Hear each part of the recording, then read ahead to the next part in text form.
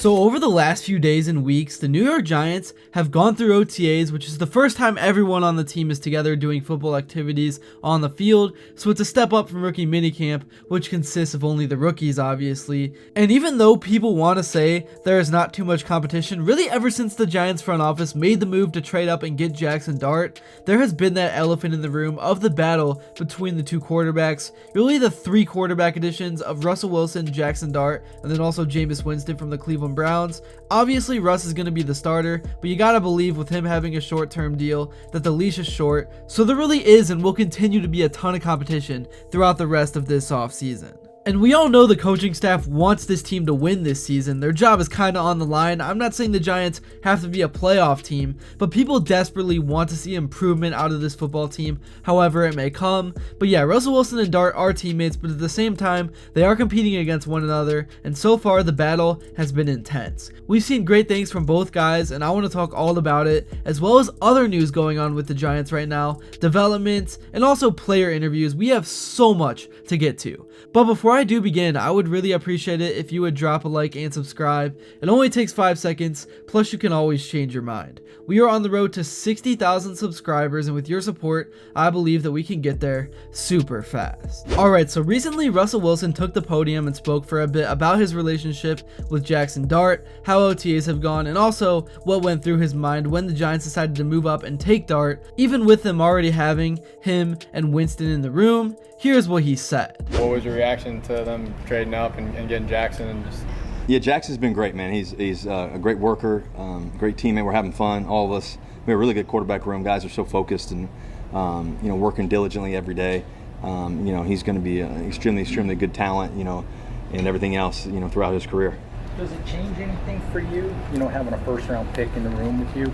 No, it doesn't change anything at all. I think the biggest thing is for me is just being my best every day, leading. I always think about, just leading everybody.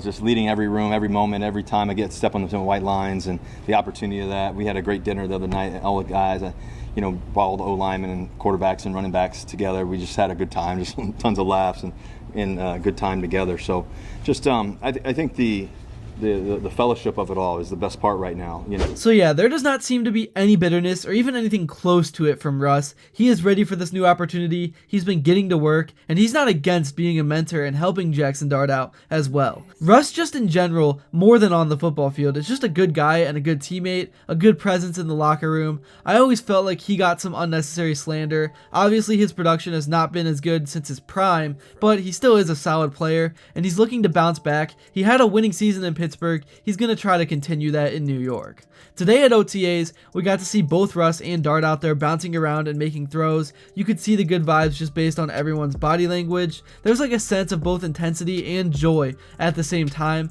This feels like a team with a rough past that has changed its direction. New vibes is really the best word to describe it. We saw Dart rolling back in a fake pocket. Obviously there was no real pressure, but the coaching staff was poking him with the padded stick, trying to create distractions while he worked on his footwork and made short throws. And then same went for Russell Wilson, and he looked super comfortable and super bouncy, turning his hips quick, getting the ball out fast. We saw all 4 QBs on the roster working on some basic handoffs, and then we saw some out of the pocket throws moving both directions. So simple but necessary stuff today for OTAs. Things are starting to get more and more intense for everyone as the Giants gear up for training camp next month. After the day was over, Mike Kafka spoke a bit about what stands out with Jaxson Dart, and here were some of the main points of that interview.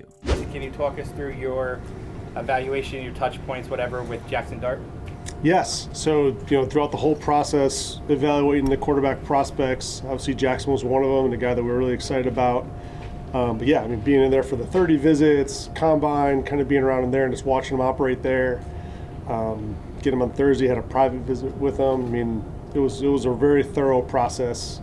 And we did it with a bunch of different guys, and we're happy with Jaxson and the way he's been going. But it's a cool process to be able to go through that. Obviously, you get a guy that you really like and you really thinking has potential to do something. You take a shot at him, and I'm excited about Jaxson. Alright, now let's move on to some more Giants news that's unrelated to the quarterback situation. Let's talk a little O-line and about the guys up front that will be blocking for whoever is behind center and for Tracy in the backfield. One player who I think should be extended is right tackle Jermaine Illuminor. He probably would not accept any extension offer at this point right now because he can test his value in 2026 free agency. Obviously, not being extended right now is a risk for both parties. Illuminor definitely thinks he can make more money than what he would be offered right now, but at the same time, if he took what the Giants were offering now, he may get less money in the long haul, but at the same time, the money is locked up and secured. Doesn't matter if he gets injured or if something crazy happens, or like if he has a bad season, the money would be his either way. But most players will always choose to bet on themselves, even if it is a risk. Nothing new there at all. Right now, this is what the Giants depth chart looks like for the offensive line. At left tackle, the projected starter is Andrew Thomas, and the backup is Hudson. John Runyon is expected to start at left guard, with Steiny and Azuda expected to back him up. At center, John Michael Schmitz is expected to start, with Schlotman and Marissi behind. And then at right guard, Greg Van Roten is expected to start with Neal and Kubis behind. And then finally for right tackle, Illuminor is expected to start, who I just talked about, and Mbo and Forsyth behind. And then finally for right tackle, Illuminor is expected to start, who I just talked about, with Mbo and Forsyth behind. And I completely apologize about some of those brutal pronunciations. I'm terrible with names, especially when it comes to like O-linemen and stuff. I do cover all 32 teams, especially the ones that are spelled weird on paper. It's so hard, man. But yeah, I think the Giants O-line, overall, I expect them to be decent. Obviously, at the end of an NFL season, usually the top O-lines in terms of rankings end up being the units that can stay healthy over the course of the 17-game season. So being healthy would be my top key, as well as building cohesion with one another.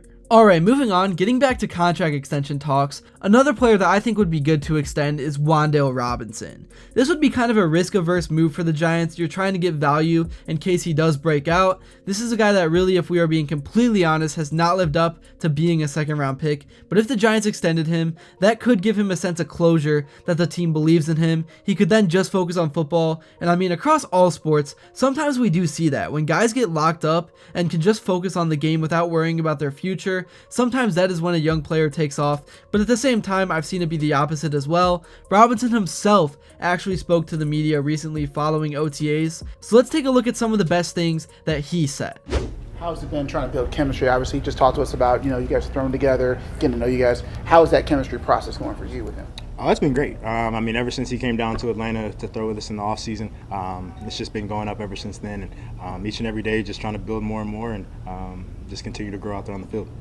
It's the same offense, maybe the same play caller, different quarterback. Do you think your usage will be a little different? Do you think maybe there's more diversification of routes for you this year? Yeah, definitely. I definitely think I'll be moved around a little bit more.